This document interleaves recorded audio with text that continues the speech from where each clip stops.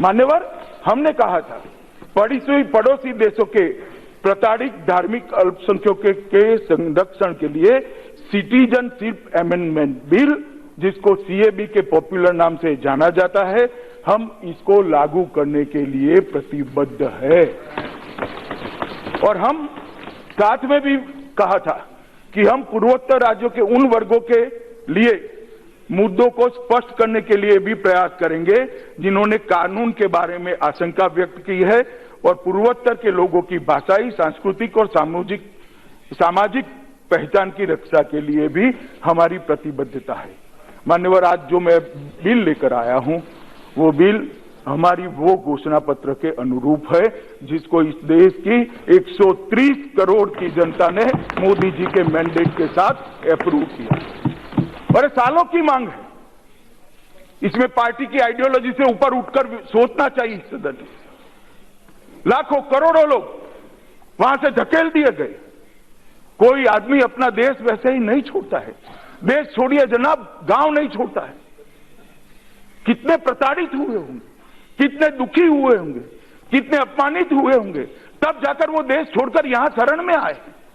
और इतने सालों से उनको ना मताधिकार है, ना उनको शादी का अधिकार है, ना उनको सरकारी नौकरी का अधिकार है, ना घर खरीदने का अधिकार है, ना शिक्षा का अधिकार है, ना स्वास्थ्य का अधिकार है।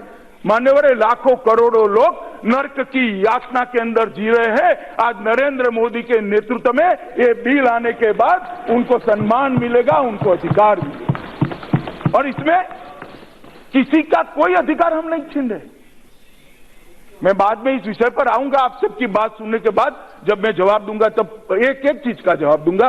मगर मेरा सभी पक्ष और विपक्ष से, सभी सांसद महोदयों से एक आग्रह भरा विनंती है कि चर्चा को शांति से सुने और चर्चा में शांति से हिस्सा लें।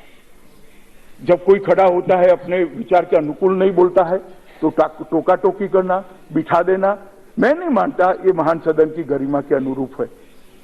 सुबह मैंने शांति से आप सबको सुना।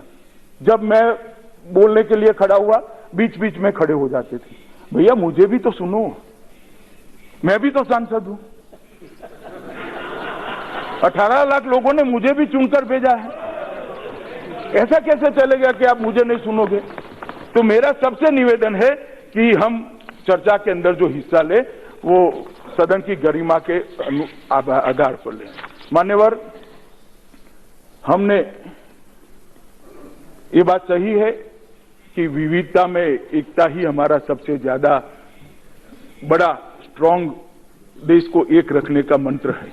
सहिष्णुता हमारा गुण है। मान्यवर, कभी भी इस देश ने सीमाओं को लांघकर कभी किसी पर आक्रमण नहीं किया।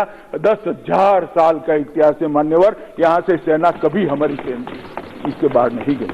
सहिष्णुता हमारा गुण है। बदलाव को हमने खुलेपन से स्वीकार किया है मान्यवर। ये इसी कारण ये देश इतनी सदियों से चला है।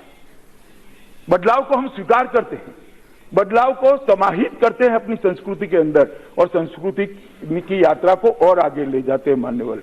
सामूहिक चित्त और मानस हमारी संस्कृति का अविभाज्य हिस्सा है मान्यवर, और ये बिल उसी को परिव्याख्यायित करने वाला बिल है मान्यवर।